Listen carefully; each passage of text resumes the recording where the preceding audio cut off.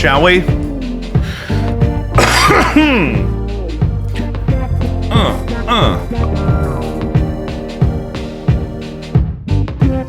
Guys, welcome back to Jacob V Weekly. We are back at the Doorstop Studio, doorstop-studio.square.site. Please check out Caddyshack of New Hamel, Illinois. It's actually just Hamel. Save a life or 9.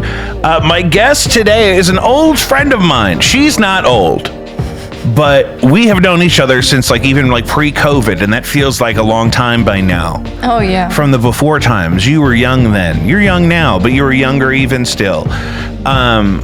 We were playing in, and maybe it was this time of year, we were playing in a tribute to the music of The Replacements. Yes. At the Heavy Anchor for a mutual friend of ours. And that was a good time. Yes. Certainly, but it feels like 1,000 years ago. I saw Jeremy do stand-up right before COVID. Really? Yeah, I remember because I got tickets. I think I originally had tickets to see Big J. Okerson. Mm-hmm. And I had tickets to that. It got canceled. So then they were like, here's, credit to get tickets to another show or whatever. And then I saw that Jeremy was going to be there. So I was like, Where was that? Helium. Brentwood. Was that the recording of the album? I don't think so. Okay. It was, who else was there that same night was Steve-O. That's awesome. Yeah. I remember because I saw him walking in and then I saw his dog. Yeah. And I was like, oh, that's Steve-O and his dog. He had his dog with him? Yeah. I was just joking with our last guest about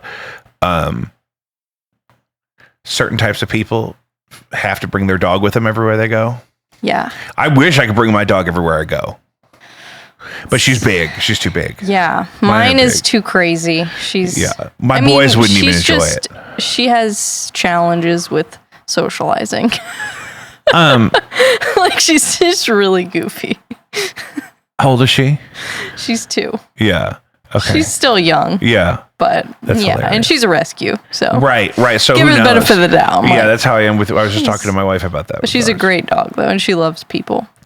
But yeah, out of the house. I mean, there's so many variables. The girl, my middle, can go to Bar K. Piglet can go to Bar K. Yeah. But my boys don't even enjoy it. They don't like to be outside the house. It's not their favorite. So part of the reason I wanted to catch up with you is, though, we played music together for that thing all those years ago, we have ended up on similar journeys in a way that we both have podcasts now. Mm-hmm.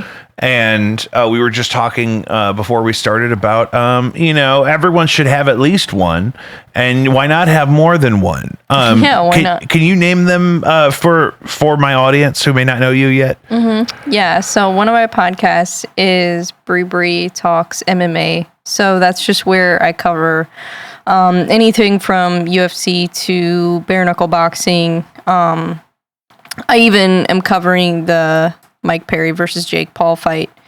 But yeah, and then I also do UFC media and stuff like that sometimes. So I interview fighters and yeah. How long have you been interviewing fighters?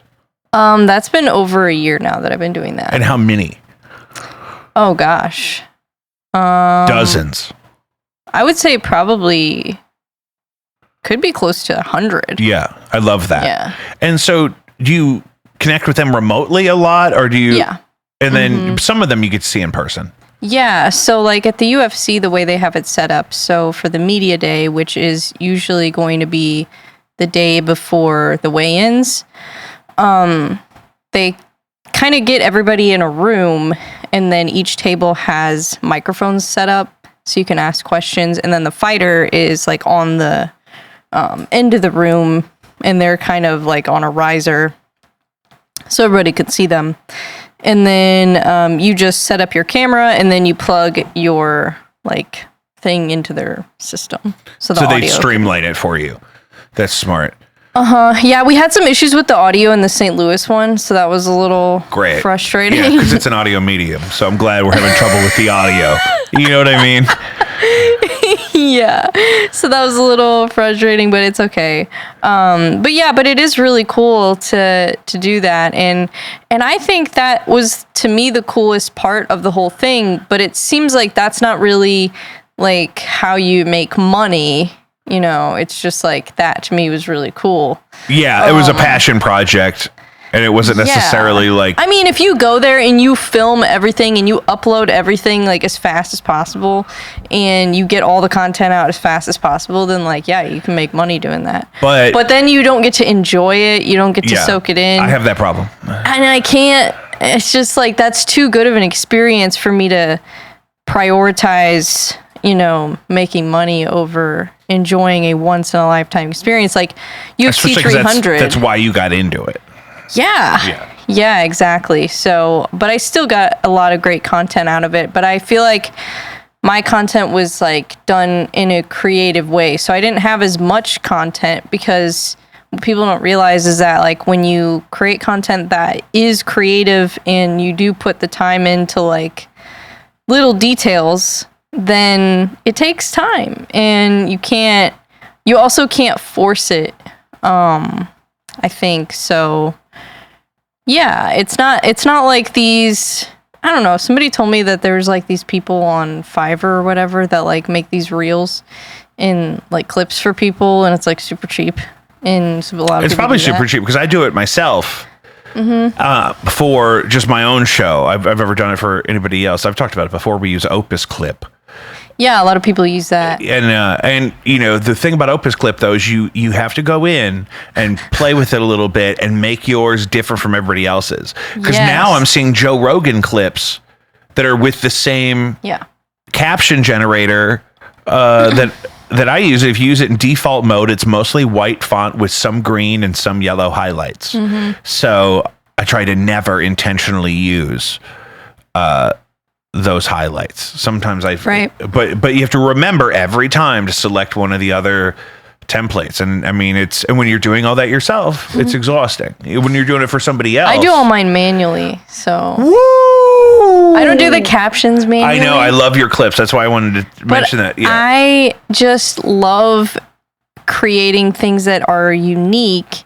And that's the thing. It's not going to look like everybody else's. Yeah, and I'd rather create less content and it be unique and important to me and something that I like, you know, because like I don't like to post things when I'm like, I don't like that. Like if I don't like it, I don't want to post it. Yeah. No, I mean, right, exactly. Like it's okay if it's like a whole podcast on YouTube and there's a part of it where like, you know, I say something stupid, I'm like, oh God. And then, but it's like, I don't care. Yeah. But if it's like a clip and it's like pointing it out and then it's projecting it to the entire world, I'm like, okay, maybe, you know. Yeah, exactly. I'd rather not highlight, you know, me being stupid. Yeah. And so, do your full episodes in video form only live on YouTube? No. So my interviews are on Spotify. The ones that I do in video form. Oh, that's cool. Yeah. How do you do that? You just upload it directly to Spotify. Spotify for podcasters. Yeah. And then it'll also basically do the same thing that Buzzsprout does. That's your aggregator. Yeah. You upload the video to Buzzsprout? No, I used to, and then I started uploading it there, but it puts it on iTunes and like a couple other ones. I don't know. Dude, there's so many. I've only ever listened to podcasts on Spotify and iTunes, so I'm like, I don't know what any of these other things are. No, it goes all over the place, but it's like the music too. Like, I mean, when I release a single, I'll get emails that it's on something I've never heard of. Yeah. Your Busybody by No Antics just came out. It's on Deezer officially. But apparently some of these platforms are big in other countries, is why the aggregators send them there. Because like iTunes and Spotify are obviously top dog for audio format podcasts in America. Well, that might be a good idea then, because I have a lot of people that watch my stuff that are in other countries. Exactly. Because MMA is like an international sport. Yeah, especially if you're talking other continents. If we're talking if we're talking Africa or Asia, there's platforms that have hundreds of millions of users there that we've never heard of because they got the plug on. They were the official outlet of that certain market for whatever the regulations were or whatever the thing is, and that's why there are so many of them. I've learned in trying to study some of this. We see this is turning into a power meeting. We're conquering the globe right here. So exactly, Bre, what made you decide to learn how to do all that stuff with the editing and the producing of your own podcast? Because I know I've had to do it live on camera for the show, and it's a journey. So, I mean, did you have to do all that by yourself? Yeah, I mean, I didn't really want to. Yeah. But I wanted to like talk about things, you know, that are important to me. And not even like from a place of like, oh, I know more about this than anybody. Like, I was not like wanting to compete with anybody. I just wanted to like do my own little thing, you know, and hopefully one day make money doing that. But I don't know. It's like, I love it so much. I think it's exactly part of the reason why I wanted to talk to you is because like she just said, there's a comparison I want to make, and I mean it. It comes from a loving place. I'm not saying that you are the same as this person, but in Legally Blonde, I love that movie. the professor says it's like she just woke up one day and said, I think I'm going to go to law school. But then she did it and she succeeded and it was great. It was a triumphant moment for me as a child to watch that. You woke up one day and said, I'm going to learn a new skill so that I can get to a goal that I have, something that I want to do for no other reason than I want to do it. And then we'll figure out how to make it viable economically after the fact. But I think that's what I liked about that journey for you is that your show was very much driven by your own enthusiasm. You're not trying to be somebody like that we already know. Like, you're not trying to emulate somebody necessarily. You are excited about the things you talk about, and you're just out there doing it because you want to do it. And so that's why I think, like, I'm not a fight guy. Like, we talked about that, right? Like, I'm not like, there's some of this that I know a little bit about because you hear a lot about it. I think a lot of it's cool. I just haven't caught up on any kind of sport really at all in my adult life. But I put up with way more fight content keeping up with you than I ever would otherwise, because it's like, you know, I mean, I didn't give a shit about crocodiles, but I loved Steve Irwin. Yeah. Because he loved them so much. Exactly. So, when you got frustrated and when you hit a roadblock in the point of producing it for the first time, what kept you wanting to do it? I guess I just thought of like what my experience in life has been so far, and all the things that I had put time into that, you know, weren't necessarily benefiting me. Maybe like it was a job, or maybe if it was a business opportunity or whatever, and it, you know, wasn't necessarily serving me, but I put a lot of time and energy into it. And I'm like, well, what if I put that time and energy into something that actually is like for me? Yeah. I remember this about you because you came to pick up or drop off something because you were moving, because in my head you were like 19, but you were like going to go sell cars or something. Yeah. I started selling cars when I was 20. 20. Okay. So I was right. Okay. So I was not too far off. And just because I think you were like, having that approach to your life, all of a sudden you got really good at that. Yeah. Right? In a way that was kind of like unexpected. And some people stop there. Some people have a really great month selling cars at 20 and they say, you know what? I sell cars now. That's all I'm ever going to do because I'm good at it and I found a thing and I'm done. Right. And so, but because I'm just fascinated that at that young of an age, that you were able to identify that, oh, what made me good at selling cars is what would make me good at anything. So I want to find something else. If I had known that when I was your age, I'd be a billionaire.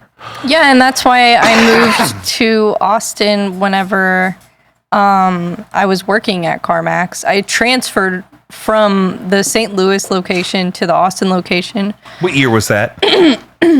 I think that was, sorry, I forgot to take my Claritin today. I'm sorry. There's no cats here. That's part of why we're here and not at my house. It's because no, I don't even think I'm allergic to cats. I'm just like allergic to whatever the air. outside. Yeah, it's bad. It's God, tree it's pollen horrible. right now.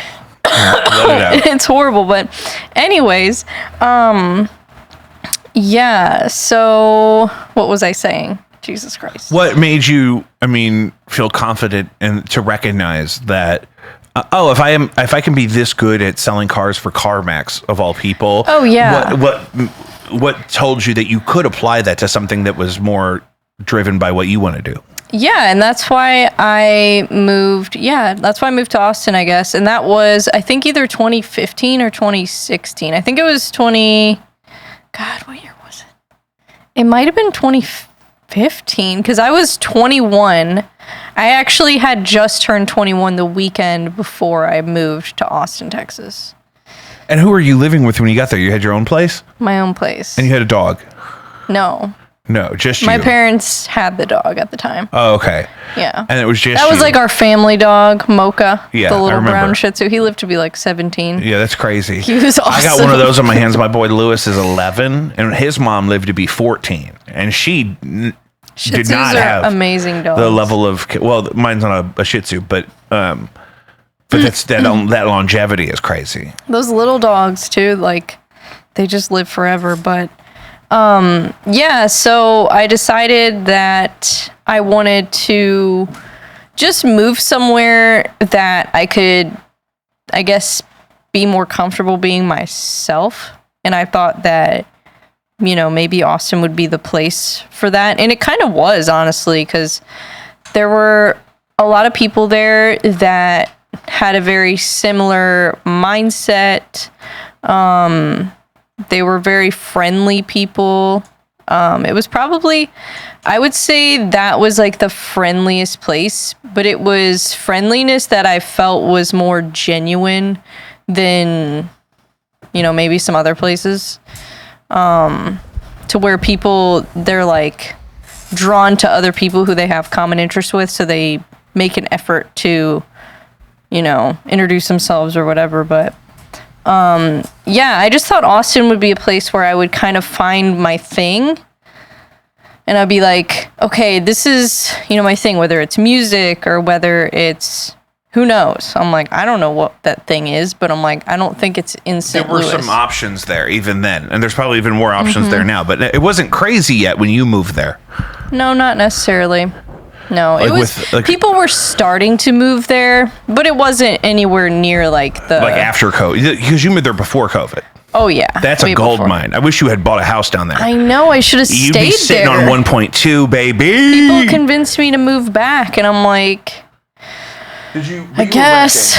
I mean, I wasn't doing... You didn't know wasn't that the doing world was going to well. end and that people were all of a sudden going to No, move I didn't to know Austin, that. Texas. I did not know that. But I knew, but when I moved there, I knew Austin was going to be a great place, and I knew it already was. But when I left, I didn't know that, I didn't know that was going to happen. I didn't know that it was going to be like, just a mass, like, I mean, literally so many people moved to Austin. Not even just from LA, from multiple all places. Over the country. Oh, because they came from the East Coast too. Yeah. But anyway, sorry, I keep getting distracted looking at your camera. But anyways, yeah, so it was like, I don't know, maybe, I can play music more. And I'm like, I don't know if I'll necessarily end up doing music as a career, but I at least will be able to do it more. I'll have more opportunities. And I did. Like, you could do an open mic every night, and it was like, people were good. Like, it was different, and it was really cool. Was it accessible though? Like as an artist trying to cut in and just get some time, was that okay? Mm-hmm. Yeah. I mean, that was years ago. But Yeah. like, Yeah, of course. That's nice that you got to catch it while it was like that. Yeah. And so Yeah, it was really cool. And so, but you didn't start podcasting there. No. You started podcasting when you came back. Mm-hmm. And a while after. Yeah. Yeah. I mean, unfortunately, when I lived in Austin, I don't know if it was because I just turned 21 and it was like a new experience that I can like go out and drink. And I definitely did that too much when I was there. And I think that really held me back. But it's like almost kind of part of the culture. Like when you're a musician, you're, having fun. Like I don't know. And maybe that's I had this bad problem. thing. I mean, I am way more successful and productive since COVID because I quit drinking that first week of quarantine. And then I couldn't play music for several weeks at the least. And then after that, I started like monthly, I could do some outside stuff. Mm-hmm. And so I started this podcast because I had to go back to work during the day full time, but I couldn't perform on the weekends. I mean, up until we didn't even have a vaccine yet. And I was going back into the office, but I couldn't go and have my outlet, which was performing. So it sucks that I couldn't, enjoy alcohol the way normal people enjoy it. But my life is objectively so much better. And I'm able to do all these other things, like get better at a skill. You're going to be one of my guinea pigs for the first time. I'm going to edit in multicam and Final Cut. I'm so excited. And I just would have never been able to even learn about that if I was still drinking. Yes, I quit drinking October of 2022. So I haven't had... Actually, I had one sip of a Heineken. Do you want to know why? Because you thought it was an NA? Because I ordered a Heineken Zero and they gave me a real That happened to me and my grandfather. We were out to lunch one day and he, wanted I like the non-alcoholic beer. I think it tastes good. I love Bud Zero is great. And I love the Heineken Double Zero. If you can get it, I'll put those away. Oh, yeah. That's no problem. Because it's about, the luxury is about the bubbles and it's cold and it's refreshing. And, it's something you have a conversation about. What are you drinking today? Not a sponsor. No, this is not a sponsor. I am an affiliate, but I'm not a sponsor. But this is a Jocko Go. So it's like a natural energy drink. Like basically. A Celsius kind of. Kind of. I don't know. Can I see the front of? Can I see the? Not a sponsor. I don't want to. Not a sponsor. I don't necessarily need to hold it. You can Jocko read it. Go. Real energy. Zero crash. Balanced energy. Increased focus. Supports memory. 5 calories. Dietary supplement. Sponsor me. Not a sponsor yet. Have you? Not yet. How familiar are you? On this show, there's a long running joke that, it's not really a joke, is why it's funny. I really want Lion's Choice to be our first commercial sponsor, but they don't know that. And so I complain that we don't have that Lion's Choice money yet. However, I've literally never even reached out to them. But I talk about it on almost every episode of the show. You think they'd find out by now. We've made clips about it. And That's nobody crazy. And here's the other thing too. They could have emailed me and I wouldn't even know. I don't have time to check my email. I didn't wake up till 11:50 today. I was supposed to be here at noon. When am I checking my email? It's like just scams in your email anyways. Like that's what like I'm saying. 90% of emails but are I'm just sure, scams. I mean, Lion's Choice doesn't have my phone number. No, probably not. Jocko Go doesn't have my phone number. No. But if they see this, they can contact us. But yeah, I think it's important to have outlets. And I guess this is the last thing I'll say about that whole journey of my life. But like, whenever I moved to Austin, I feel like that was an opportunity for me to have like those outlets in my life. Like I lived by myself. I didn't have anybody there, telling me what to do. I did have neighbors there that like complained about noise all the time. So that was kind of annoying.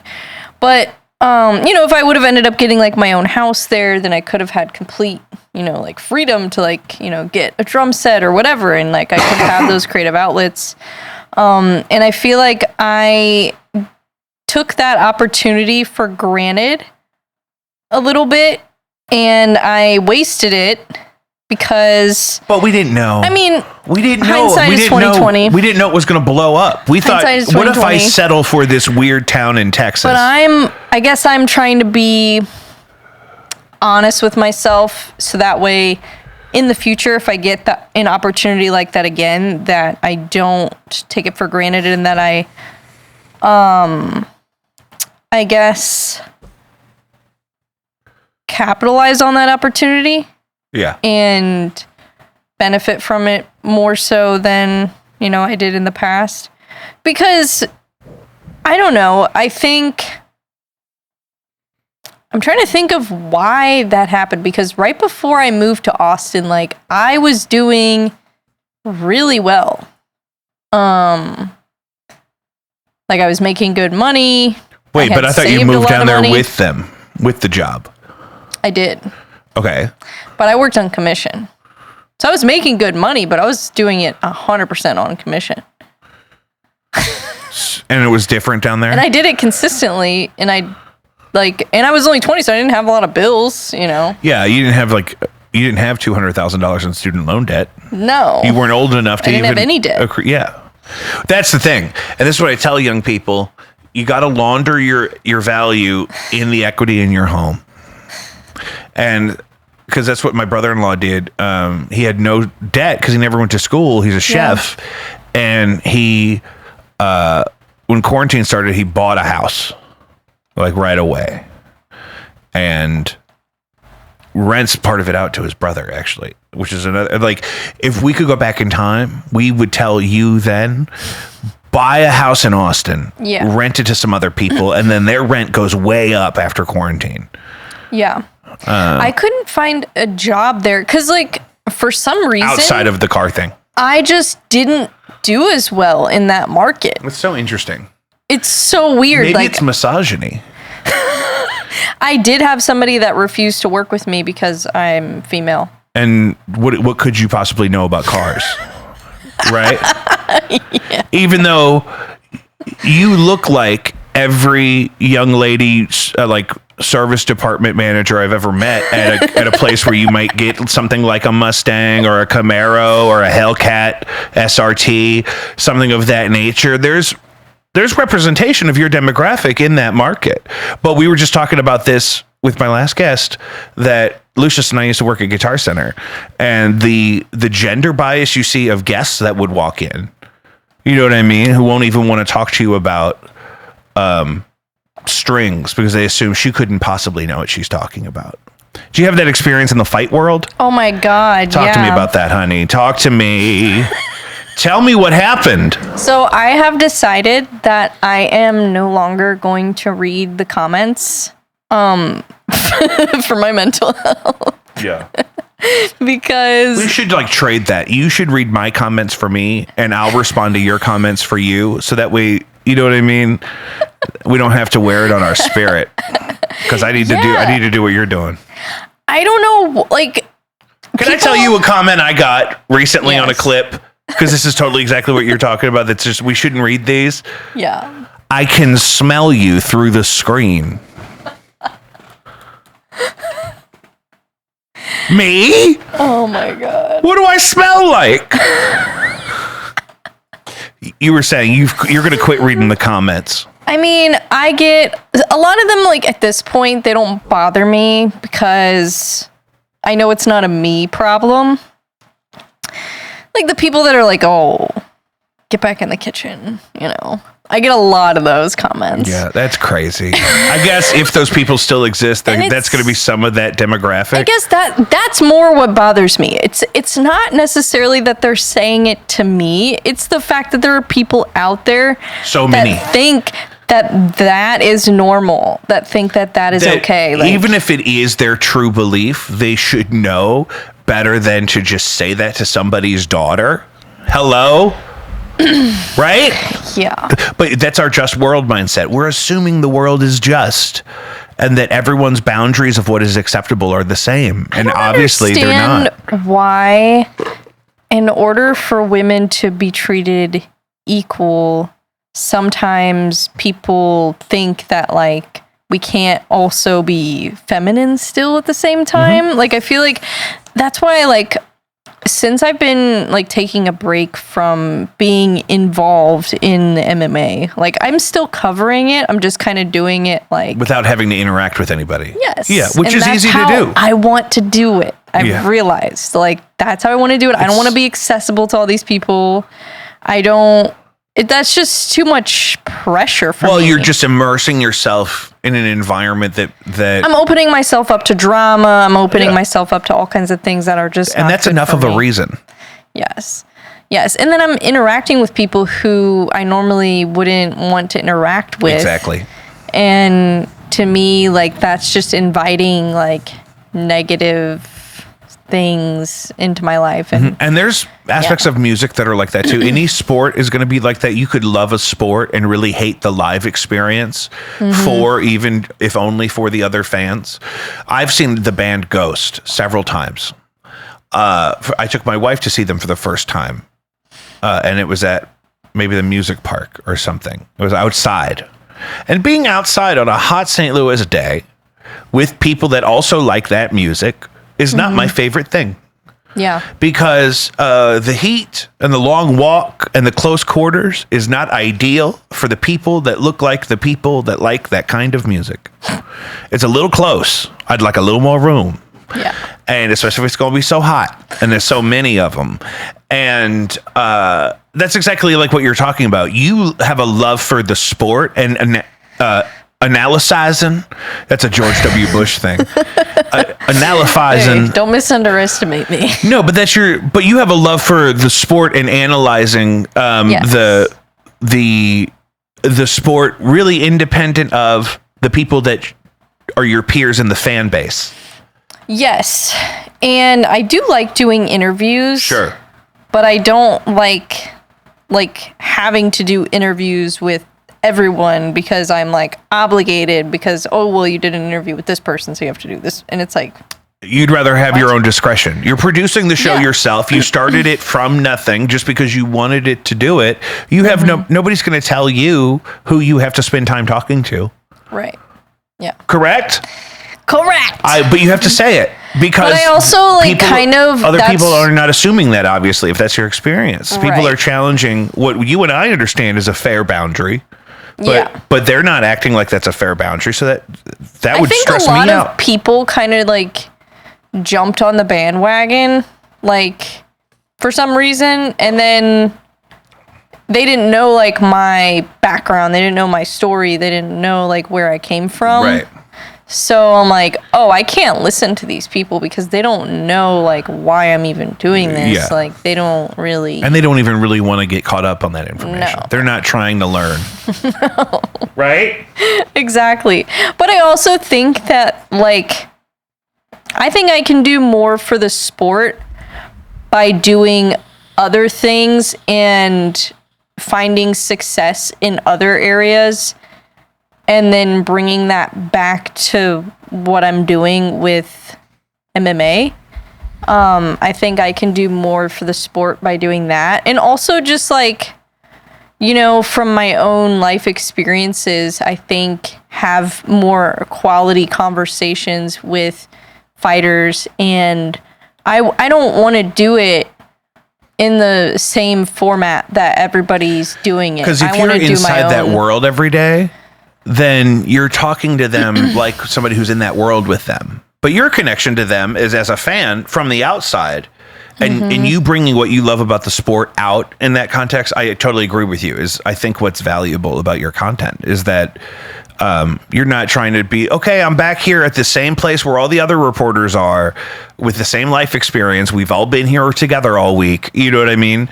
Yeah. You're coming at it from, I'm a fan from this part of the country, and I want to connect with athletes in the sport that I love. Well, and I honestly didn't even start it just to do like interviews with fighters. The coverage part is really your priority. Yeah. Interviews are a nice bonus. basically what I envisioned when I started everything, well, first I was just doing like fitness content, kind of documenting my journey with fitness because like I have lupus and I kind of wanted to just document that and share it. And and hopefully that, inspired people, motivated people, and I know it did because I had people reach out to me. Sure. They told me that it did, and that's why I kept doing it, and that's why I'm kind of starting to do it again with like the whole boxing thing now, and like, I'm like actually like going from learning boxing for fun to like training, for actual like a fight. So I'm like changing Do you intend to my fight? mindset. I would like to compete before the end of the year. Yeah. Sure. That's one of my goals. Because you could train up to the point of fighting as if you're going to fight and then not fight. I didn't know if the goal was to fight or not. No, if I sign up to fight, I'm going to do it. Yeah. And the part of that's your own desire to, immerse yourself in that genre of sport that you already have this passion for. Mm-hmm. And that also is something that I want to carry over. And that's why, like I was saying, like I think it's important for me to have different things, different experiences that I'm involved in, whether it's a career or whether it's something I'm just doing as a hobby or whatever it is, or it's the beginning of a career, whatever. I think it's important to have those things because those experiences, like my interview or my conversation with, let's say, Yuri Prohaska, he just got knocked out by Alex Pereira, unfortunately, for the second time. We love Yuri. Yuri is a national treasure. So Yuri Prohaska is probably one of the most unique fighters in the UFC right now, I would say. He has a very unique style, which is why he opens himself up to, getting knocked out, unfortunately. But he ended up, winning a lot of fights and knocking a lot of other people out until that point. So it's like eventually, shit happens. And Alex Pereira is like, he's just on a different level. I don't know. I think that he will probably end up being probably the greatest of all time if he ends up going to heavyweight. And if he wins a belt at heavyweight, I think he's the greatest of all time in combat sports. But we'll see if he can do it. But anyways, getting back to Yuri Prohaska. So, like, he's a very interesting person. And, like, let's say I'm covering another UFC event where he's on the card. Because I covered UFC 300. He fought on that card. And he actually won that fight against Alexander Rakic. So I was at the post-fight scrum or whatever where they have, it's kind of like the media day, but it's after the fight. Yeah. So it's in a similar environment. A media debrief. Yeah. Yeah. So they come, back in there and you can ask them questions and it's really cool. It's a really interesting experience and it's cool, like, being there, you're like talking to them, but you're not like sitting in front of them. Yeah. So it's kind of interesting. But I kind of like that. I don't know. It's interesting, but it's more open, like a meet and greet. Not necessarily. It's like it's all just media people there. It's not like fans or anything. Right. So it's like, is it decentralized? Like you just are having conversations? Or is it they're on microphones still? There's microphones, so like each journalist usually will have a microphone that's like next to them. Got it. And then you just, if you want to ask a question, you just ask a question, and you're usually like filming everything and but so like for example, like my conversation, if I were to have like, let's say I did an interview with him like in person, or I did like a long form interview with him like similar to like what Joe Rogan does with fighters. So my conversation with him would probably be a lot more interesting and more thoughtful if I had also, gone through the experience of making the walk to the ring and, being, maybe I lost the first round or whatever, like, going through that, or even in the gym, like sometimes you have experiences in the gym that, kind of either give you confidence or make you, okay, well, I need to like humble myself a little bit, maybe. Yeah, like slow your roll. And I think that's why the gym is good, because the gym kind of keeps you honest. How often are you at the gym? Daily? Well, right now I'm taking a break because I had COVID and I had a skin infection and I I've had a lot of problems. So I'm kind of taking a break right now, but for a while I was going to the gym at least 3 days a week, sometimes 4, just depending on what classes were going on. And then I also have a heavy bag at home and I have weights and stuff at home. So Yeah, nice. So I do, if I'm not at the gym, I'm working out usually at home. I usually, for a while, was only taking 1 rest day a week. I probably need to take more. That's probably why my immune system freaked out. But my whole family is sick right now. That's great. Yeah. So the none of us are contagious anymore, but we're still recovering. It's been a long recovery. Yeah, you got the and we're all vaccinated. Oh, so. I'm vaxxed up, gang. I got that Israeli number 4 signature. Sorry, I don't want to freak you out, make you think I'm going to get you sick. No, I'm so full of, between the blood of the lamb and sweet baby Moderna, you can't hurt me. What was I saying? So tell me about, I love this thing that you made me think about. Combat sports, where the athletes are an individual. Yes. What makes that more interesting to you than team-based sports like the NFL or the MLB? So I think there is good and bad that comes from it. The good thing is that you don't have to rely on other people.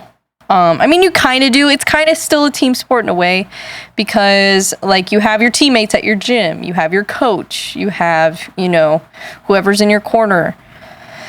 So it's kind of a team sport a little bit in that sense. I meant covering it, though, or from a fan's perspective. What makes it more interesting to you that they're individuals in combat sports and not teams?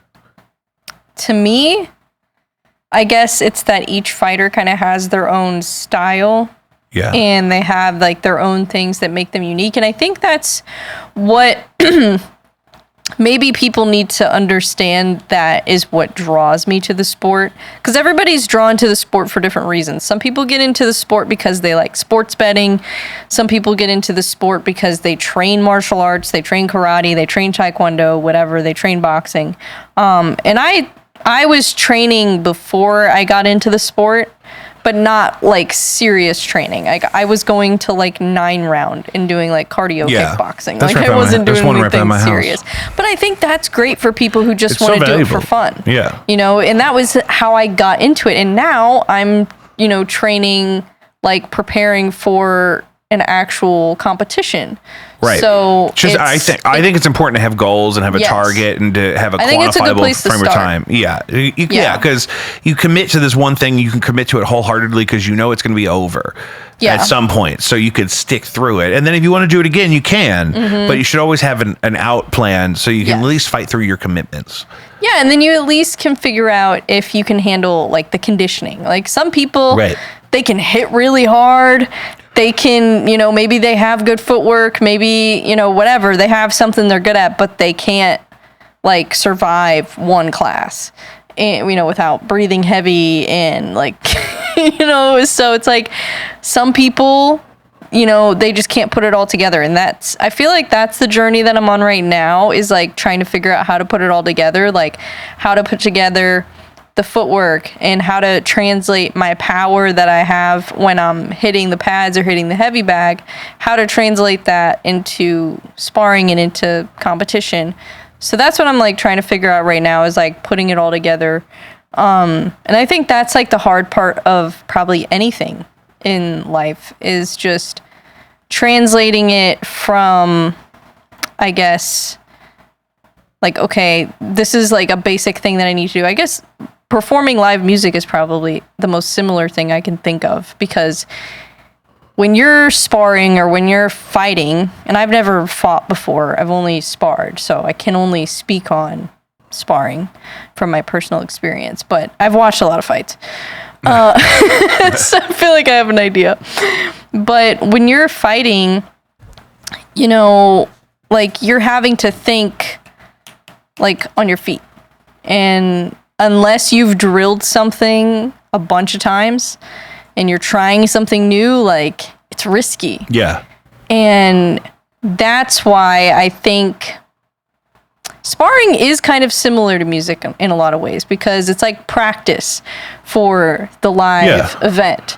And sometimes there are people who like really struggle in practice and then they perform live and they do amazing. Yeah. And they sound great and they have enthusiasm and charisma. They kind of need it in context to really get all the way there. Yeah, they need an audience. They need people to watch them to perform. Yeah. And sometimes I can be like that, but also sometimes I do better, you know, like I'll rehearse something at home and it sounds amazing and then I go perform it live and it's just not. Well, because maybe you over-rehearsed it in the context of your practice environment, and so then the live environment is too different.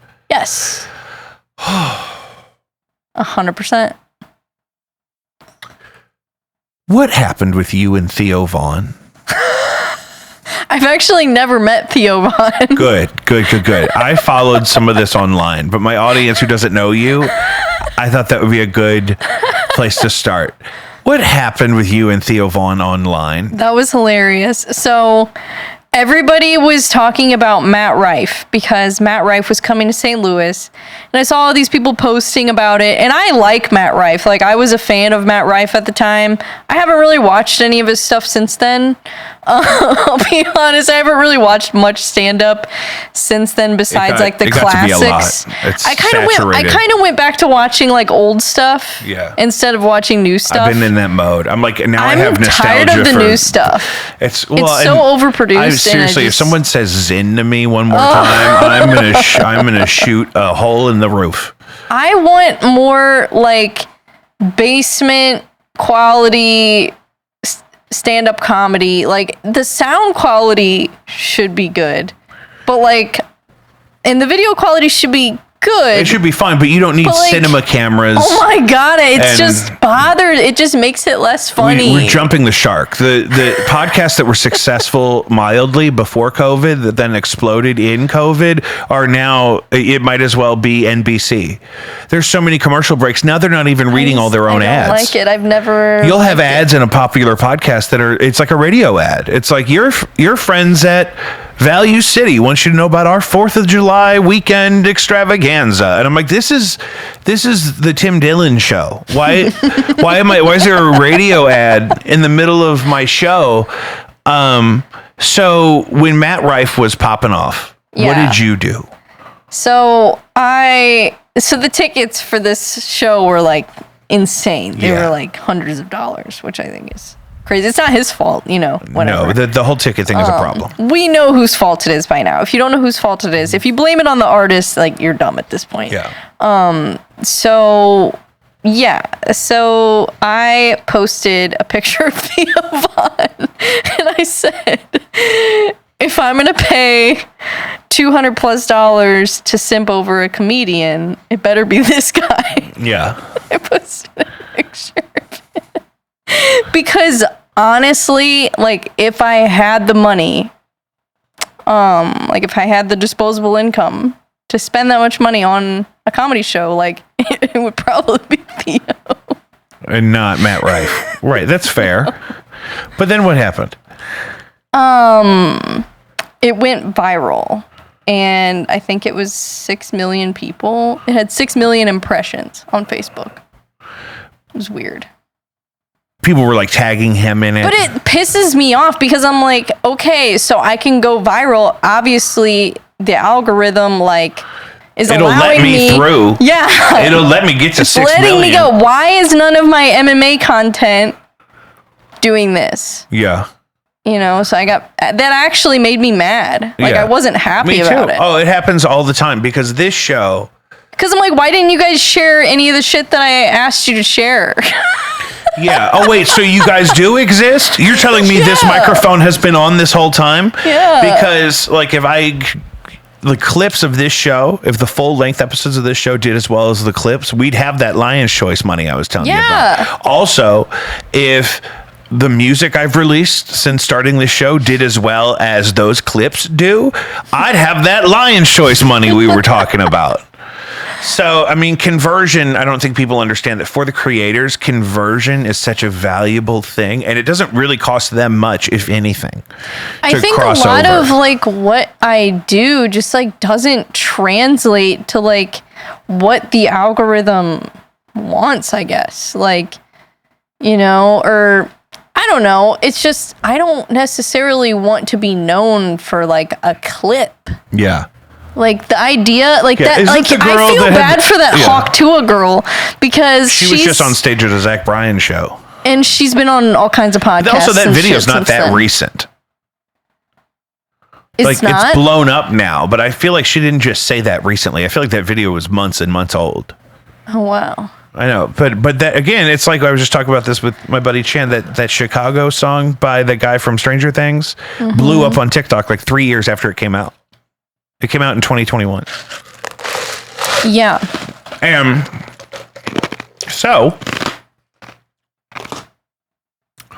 it's never too late to check out a former episode of Bre Bre Talks MMA, or what's the second one called? The Brilliant Resilient Experience. The Brilliant Resilient Experience. I'm a big fan, and I'm actually really glad, even if I still have one more episode to release of that one that I have recorded. And I don't know what I'm going to do with it. I am planning to start another podcast and I want to do it in person, and I don't know how often I want to do it. I'm still working out so much of it in my head. And I don't know if I'm going to just like stop doing the other one and just focus on this one and then maybe eventually bring this one back. I don't know. That's hard to decide because there's so many factors with like we're talking about with the different platforms. So many factors. So I'm just following my heart right now. I love that. It's my favorite thing. I'm letting my intuition guide me. And I don't know. I think that's just where I'm at right now. Like, I'm not trying to force anything.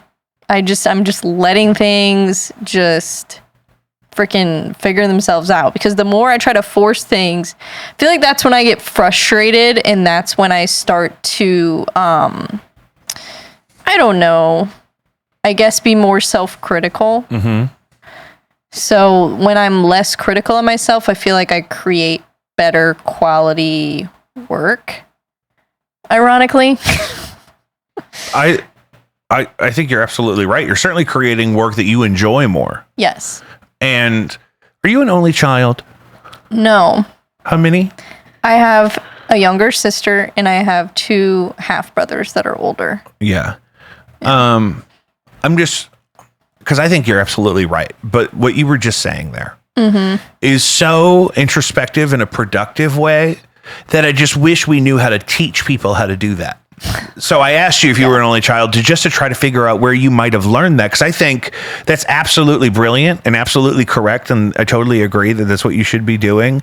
I just wish more people could come to that conclusion in their own life. Yeah, I think also, and I don't know, people might disagree with what I'm going to say. Well, let's try it. Like it, but I don't let's roll those dice. I don't know. I just like to say things that I like to be real about, like what I'm experiencing in my life. And I've always been that way. But yeah, so like right now, I feel like the reason why I wanted to like take a break and kind of distance myself from like the MMA community and from like basically just people, because I was just accessible to way too many people, like I was saying. And now I also feel like because I was in, I guess you could call it a man's world, whatever you want to say, it did kind of feel like a boys' club a lot of times. Oh, sure. And I feel like that, unfortunately, kind of like brings out more of like my masculine characteristics, and not that there's anything wrong with that. I don't think that's a bad thing. I think it's just a bad thing for me because there are parts of my personality that are, I guess, like more of my feminine side that I like to embrace. And I felt like I couldn't do that in that role. And I didn't feel like myself. Yeah.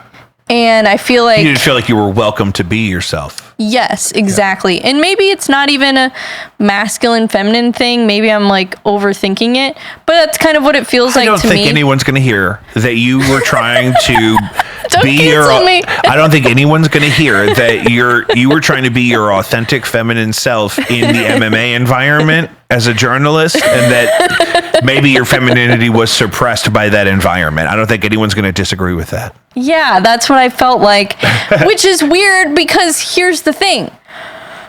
The people, like, I'm not going to generalize and say all the people in the MMA community, because there's a lot of people in the MMA community that are not, they're just not very loud.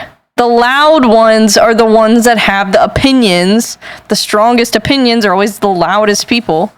So, so these people, you know, they're kind of hypocritical, because if I embrace my feminine side and I'm like feminine and I'm myself and I'm just how I want to be, and I portray that in my content, then sometimes I lose people. And I do think it's more, I can relate more to like the mainstream audience, but I lose a lot of like, I guess, the community. And I don't know, maybe I'm wrong on this, but I think that for me, like, the problem with that, and I don't know, I'm kind of going on tangents here. No, that's important. But I'm trying to like get this thought out. But for me, it's just like, I think these people, when they say, oh, I like women that are feminine, but they don't like women that are feminine in their workplace. Yeah. Yeah. Yeah. I want women to be a certain way and not be with me when I'm at work. Yeah. And or not even maybe their workplace, but like they're like they just want it to be a boys club. And I don't know. I mean, I have two choices. I can either be like, screw you, and then I'm always going to be butting heads with these people and facing, you know, resistance from these people, or I can just distance myself and just do my own thing and just not even acknowledge, observe the sport without having to immerse yourself in it. Yes. Yeah, because maybe, I mean, it's safer. You get to do exactly just the part you want to do. I don't want to be like, oh, this sucks, I'm going to go cover freaking, you know, baseball, or I'm going to go cover hockey. Yeah. Or I'm going to cover Formula 1. Like, I'm not going to be like that, because this is the sport that I'm passionate about. Yeah. You know, and I'm passionate about boxing too. I mean, I'm trying to literally compete in that sport. Yeah. And eventually, like, if, you know, if I can keep lupus under control and shit doesn't get crazy, then yeah, eventually maybe I would want to compete in MMA. Yeah. You know, but I don't think I need to necessarily be completely immersed in the community and be accessible to all these people in order to be a part of the sport. And do the part that you want to do. Yeah. So I think that's just like what I've realized. Yeah. And it was kind of hard for me to realize that. It was also like, I realized, I'm like, what I'm doing right now, I don't even know how I could possibly have a relationship in this. Like, and I did have a relationship briefly. But, you know, and I knew fairly, I wouldn't say quickly, but like right before, you know, I ended that relationship, I knew that it wasn't, you know, gonna be a good fit for me, not necessary. And I think that's a thing. I think that's a better realization to have sometimes in relationships, is like, maybe this person is not good for me. That doesn't mean they won't be good for somebody else. You know, I think. Yeah, send it on up. I think Jesus will find you somebody. Yeah, I think that, you know, I'm like, you know, and even when there's things they do that I'm like, that was very toxic, that was very bad. Yeah. Even when that happens, I'm like, hopefully they are able to work through that and be better by the time they get in in half the time, they don't. Yeah, but it ain't gonna be me. But yeah, exactly. And I'm a firm believer in, if the relationship is not good for you, and it's early, just get out while you can. Yeah, you gotta just get out. Because you don't want to lie to yourself. That's something that, if you deep down know, is inarguable. Something's like a non-negotiable. Yeah. That, like, if it's a deal breaker for you, move on as soon as you know that. Yeah, exactly.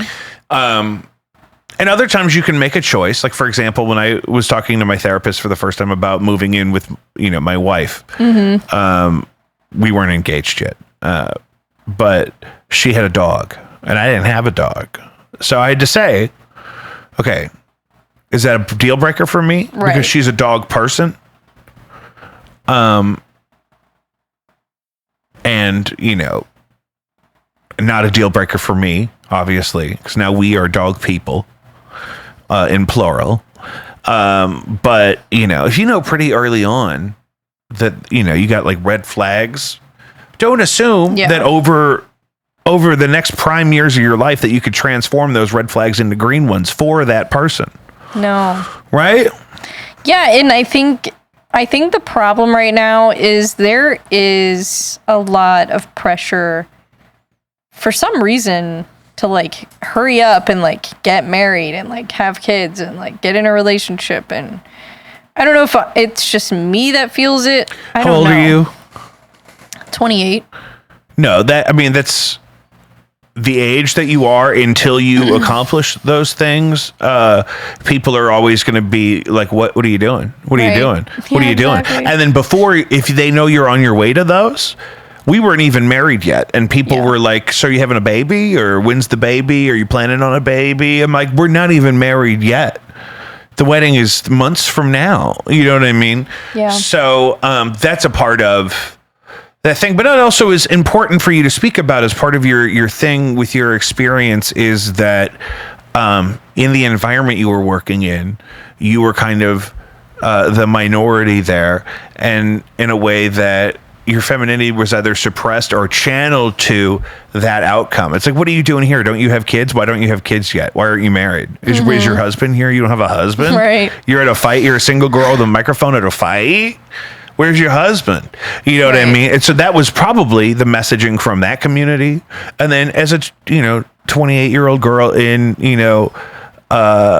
the Midwest, I'm sure you have people from either like your family or your coworkers or somebody elsewhere that would just naturally be like, so are you engaged? You're with anybody? Are you getting married? What are you doing? Like, because they don't know what else to talk to you about. Right. They just assume that's the stage of life you should be in. Yeah. Right? And it's a bummer. And the problem is that like, I feel like I've never really been able to be my full self like all the time because of the work that I've been involved in. Yeah. Like, I sold cars for a long time. I worked in insurance for 5 years. Oh my God, you're asking for it. Yeah. So it's just like, I've had to really, and not only that, but also just the demand of my schedule has been insane. So I haven't had the time to like, I don't know, I guess put myself out there enough to really meet that many people. Yeah. And well, because you've been in unsafe spaces socially. Yeah. And that kind of stuff where it's like, you're not necessarily like, oh, this would be nice if I met a potential partner here at this place where everyone's treating me like shit and acting like I'm stupid. You know what I mean? I wonder why. I mean, if you're spending, most of your day, and older men probably specifically are, constantly talking to you like you're dumb or you don't belong where you are. I don't know that I would feel super motivated to find me a husband. Wouldn't it be great if I found one of these men that's going to treat me like this and took him home? Wouldn't that be great? I would be surprised if you were gross enough to get married with everything else you're doing. Yeah, I don't know. But it's real. That pressure is real, and we got to vocalize it. Yeah, well, and it's because like that is something that I want to do. Like, Eventually, I want to get married. Madonna had a baby at 42. Like, people think I want to be this, like, CEO girl, and it's like, not really. Like, I really don't. Yeah. Like, I'm not saying I want to sit around and do nothing all day and be a housewife necessarily, but I kind of want, like, I don't know, maybe a little meat in the mix middle of both. somewhere. I think that's what I want too. I'm with you. Yeah. We both need. It would be great if just two twin brothers who were kickboxing champions could just come scoop us up, and we could just do a little podcasting in the morning, and then we have the afternoon on the veranda to So I'd be summering right now, is where we're at in the season. You use summer as a verb. Are you summering in Troy, or you're out there full time? So you're going to be wintering in Troy too? Hopefully not. Oh, cool. Okay. I love that. I'm just going with the flow. Yeah. That's all you Because can the do. flow as the winter approaches would probably draw me south if I were you. Yeah. You know what I mean? Have you spent any time in New Orleans? No. Oh my God, you would like it. Yeah. Even as a sober would. person, like it's a great time. Yeah. You save a lot of money not drinking, but then also there's plenty of things I don't drink to enjoy. alcohol. I haven't drank alcohol Right, me neither. since October 1st, 2022. That was celebrating my 27th birthday? Yeah, because my birthday's in September. Yeah. Yeah, so I was probably celebrating my 27th birthday. It was an espresso martini. That's a great last drink to have. I love an espresso martini. It was so good. It was an espresso martini from Bristol. That's nice. It was nice. That's nice. I It do was love nice. luxury. They fucked up my steak first, but it's okay. Oh, how do you order a steak? But it's okay. They comped it. I like it medium rare. Yeah. Yeah. Sometimes rare. I'd rather them, if they're gonna fuck it up, I'd rather them fuck it up rare. Yeah, that's Then how I fuck it am up too. medium. But a lot of Medium cuts of well. meat really prefer medium rare. Yeah. But I do enjoy, in the appropriate context, something that's like black and blue or like Mm-hmm. you know, more rare or whatever. But it doesn't always have to be like that. Like No. medium rare is anything The above only that thing though I is miss, the only thing I miss about drinking alcohol, it's not being drunk. It's not the effect that alcohol has. And this is why I think there's opportunity in like the non-alcoholic space. Or also, like, I don't drink, but marijuana is legal in Missouri. Oh yeah. I enjoy marijuana. So my thought is, why not take some of these like an old fashioned, and instead of alcohol, it's like it's a spirit. THC. It's a cannabis spirit. That's brilliant. Why I'm has sure nobody you could done? bring a brand to town. Somebody's gotta be doing one. this. Somebody's doing one, but you should. But you know Somebody's what? gotta be doing I had this. the other night. Shout out to Up Late, not a sponsor. I will sell it. I will sell This it. is what I'm saying. We got to set this up. The other night, I don't promote marijuana, and I don't really talk about it that much. because you get sucked into that space. Because I don't Yeah. because I don't want it to be my whole identity, because I'm not like Snoop not Dogg. what the I'm not content's about, smoking yeah. 18 blunts a day. Like, Yeah, because there's always somebody who's been doing that already. Yeah, I'm not smoking on camera while I'm doing the show, so it's not really a part of. Now, I sometimes am, but usually I'll cut to you in that case. If you see me light up over here, if you see a hard cut and then a fog, it's not that sneaky. But that's because I'm not trying to. It's mostly because it's like, Have you seen the local? He's like a St. Charles guy that has a daily weed podcast. no. I'll send it to you. I'm not going to shout it out by name because I keep up with it ironically, but That's awesome. But that's the thing, yeah, we're not trying to do that, and it's still in a space where you get sucked into that. Also, like, And then Cheech and Chong are in I'm Call not of Duty. necessarily like saying like people like, oh, you should definitely, like, some people are like, yeah, you gotta smoke weed. No, like, but oh, yeah. but in your case, you have a chronic disease where Yes. there's some benefits, and it's Yeah, opened because I don't up in take a any way. medication. Yeah. So it's like, there's no way I could just not take anything. And nobody in their right mind would say, I would rather a 28-year-old girl fill up on steroids every day as Yeah. opposed to treating her condition with something like cannabis. Nobody actually feels that way. No. So that's what I have And to say about that. That was the only reason why because I actually don't necessarily think it's good for everyone, because I think it's very easy to make it a habit, and some people can't necessarily handle it. But for me, it made sense because it's like, okay, well, it's either this or, you know, you can get some steroids and pain medicine. Weekly injections or daily oral steroids, which I agree. I have moderate to severe plaque psoriasis. So I have a similar thing where it's like the options for range of treatment involve a lot of things that are worse than the disease I have. Yes, exactly.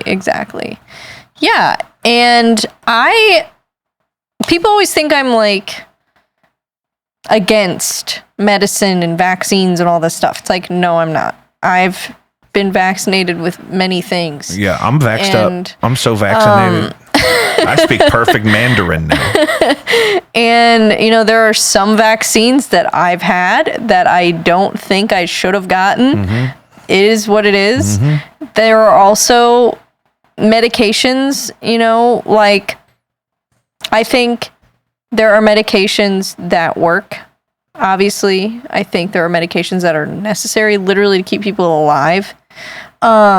But if you don't have to, I don't really believe in like taking. Well, you got to have a nuanced perspective every single day. Yeah, on that range. For me, this is like a me thing, I guess, because I don't want to impose that on anybody else. Because like, if somebody's taking a medication every day, I don't want to be like, oh, you gotta stop doing that. It makes sense for in the range of treatment options for what you're experiencing. Because nothing I've taken has worked for a consistent amount of time.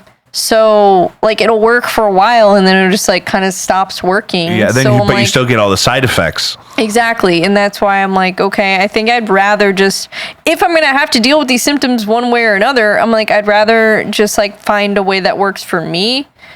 And, you know, sometimes, you know, I do have to get, I had to get a steroid treatment because I had a skin infection. And so sometimes, like, there are times, like I said, where I do need medication intervention and like where. But for lupus every day on something that they would give you that you would take like that, it's not necessarily worth it yet in your journey. Not in my opinion, no. Yeah, I think it's better for me to focus more on my lifestyle, which is part of the reason why I quit drinking, because I knew that removing that would be okay. Well, there's a lot of inflammation that is already going to be gone by getting rid of alcohol. That's been my experience. Yeah. I've lost 70 pounds and I've made a huge jump forward with, you know, all my autoimmune stuff, mostly just since I quit drinking, really without adding much else valuable. I mean, my diet's kind of naturally improved over time. Yeah.